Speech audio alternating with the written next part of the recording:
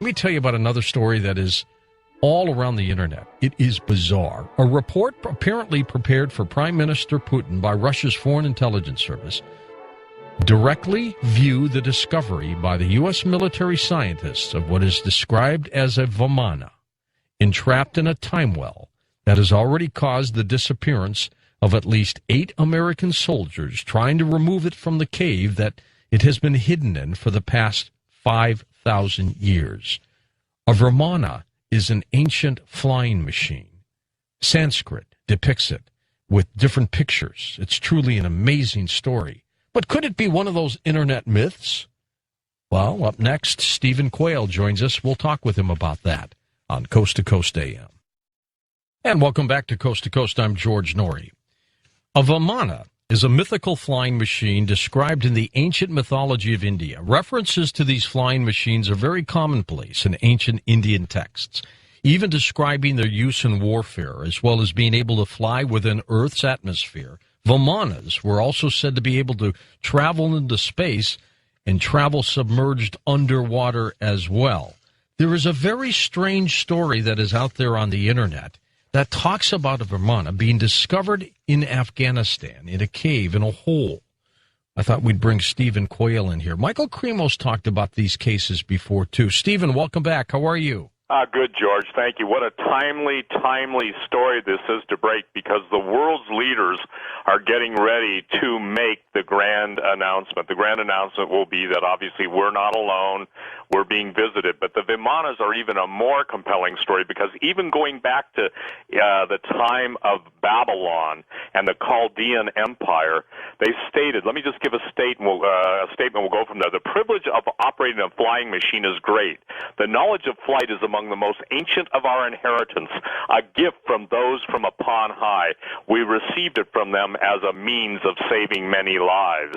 Now, what's fascinating is whether you're reading it in Sanskrit, whether you're reading it in cuneiform, whether you're reading it, talking about it, there are thousands of pages, not only on the fact that Vimanas exist, but how their propulsion system works, where they get their raw materials, and they describe in great detail, George, things that make the Pentagon absolutely salivate with the sheer glee of a new ancient weapon system. I was telling Tom Danheiser before we went on the air, I said, in order to understand the future, it's imperative to have a firm grasp of the past. And what's happening is all the world's leaders, all the world's ambassadors, they're all being, if you will, inoculated, and I'm using that word, into the knowledge that's been controlled by so few for so many years for the purpose of spinning it to enable them to complete their control over the planet. So Vimanas and the flying machines that the Babylonians, the Mesopotamians, and all others have written about, and the weapon systems associated with Gurkha talking about in the ancient Vedic texts, talking about the power of 10,000 suns, the vitrified cities, meaning cities turned to glass, radioactive skeletons. All this stuff is so old, and it all has a common theme that if you will, supernatural group of beings, entities, came to Earth and gave this technology, and the privileged always flew around. Even Chinese emperors had flying ships in their ancient history. I'm talking 4,000 years ago. And it's interesting that when you're dealing with CERN, the most sophisticated technology yet openly admitted to, and there's stuff that's way beyond that, but the point is they use the god Shiva for their emblem, if you will. And the emblem of Shiva is, what Oppenheimer, one of the inventors of the atom bomb, said he had become the destroyer of worlds. So now we're reading about Vimanas, we're reading about ambassadors being called home, we're being told that all this stuff is going on behind the scenes, and it's right in front of us. And there's a great word. It's called discernment. That's right. Discernment means to be able to tell, to see beyond, to go and probe the real reasons. And I think that the real story is yet to come. This is just the tip of the iceberg. So this story that's all around the internet, which is bizarre, there's no question about it, it's bizarre, that a Vimana is in a cave, it's been hidden for 5,000 years, soldiers have merely disappeared trying to remove it. Can you believe that story? Well, of course I do. Let me share this, and when it's not a question of belief, okay? It's a question of do we get anywhere near the truth of what really has been found? Obviously, the Philadelphia experiment. Have you ever had Al Bielek on your show? Oh, many times. Many times. Okay. Boy, he's getting up there in age, too, now. Right, and I mean, the people, and before Phil Schneider was murdered, okay, and talking about the deep underground military bases, bunkers, and stuff that he worked on, and the alien wars, everything. Again, the thing is that we've been so inculcated with basically lies and diversion, and I'd say perversion of the truth, that now that the ancient technology, the webbots are talking about secrets revealed. They're talking about the hidden technology. I think Cliff High uses the word space goat farts, things that are out of the realm of most people's comprehension. And this is one time, George, where everyone's going to have to basically get out of the box, the dumbed-down television, and start to read a little bit of history, just like what you were reading the background on the Vimanas. It's so astonishing that India has its brightest scientists recreating many of the actual compounds that are used. I mean, they're talking about graphite rods. They're talking about mercury.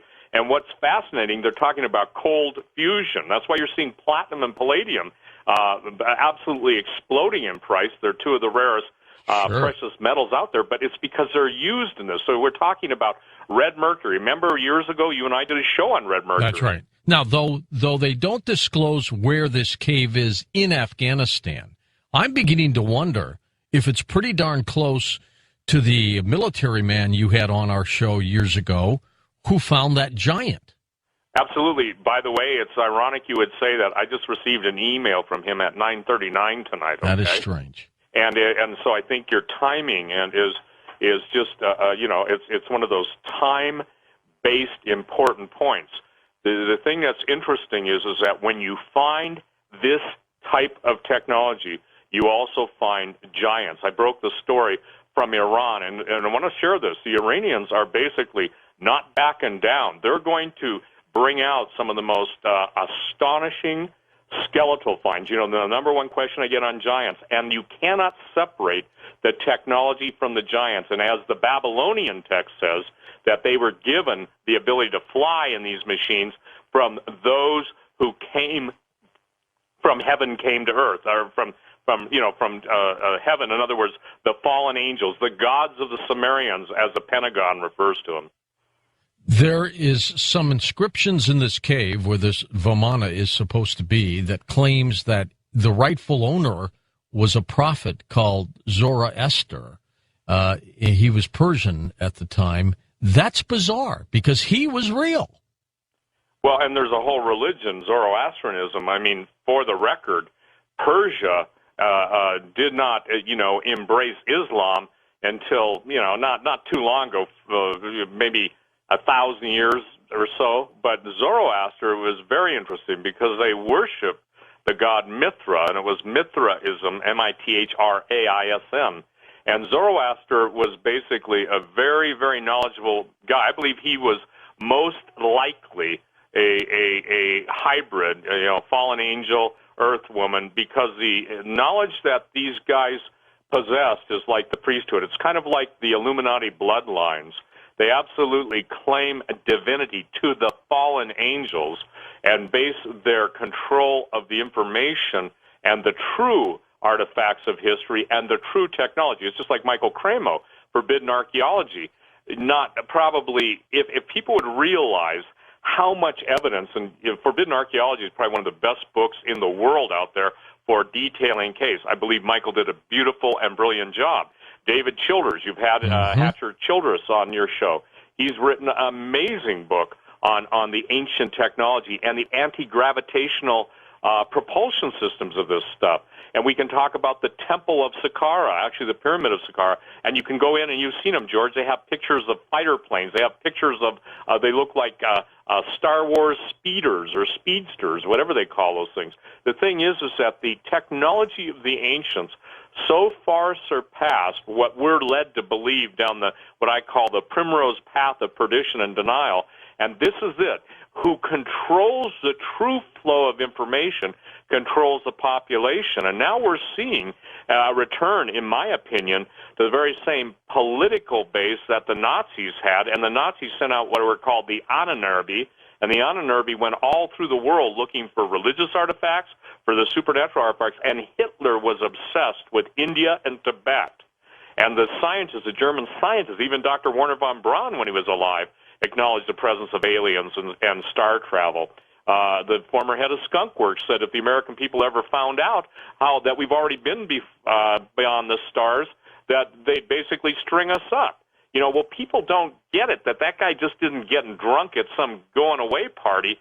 These are men who are in the deepest realms of the world of black physics and of, if you will, forbidden knowledge, and forbidden to the public, but well known to them. So